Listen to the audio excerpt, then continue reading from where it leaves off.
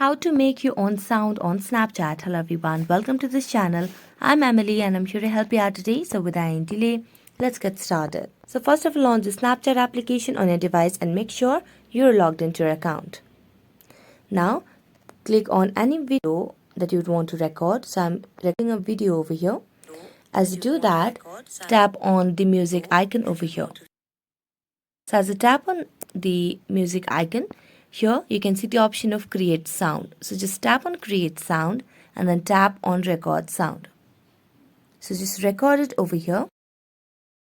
And as you do that, you can name the sound by typing anything. I'm going to save as favorite, then tap on save sound.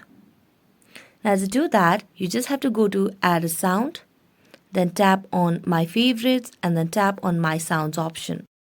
So as you tap on my sounds, you can see the option of favorite, the one that you had recorded. So as you add it, you can just trim or cut the necessary part and then tap on check mark and there you go.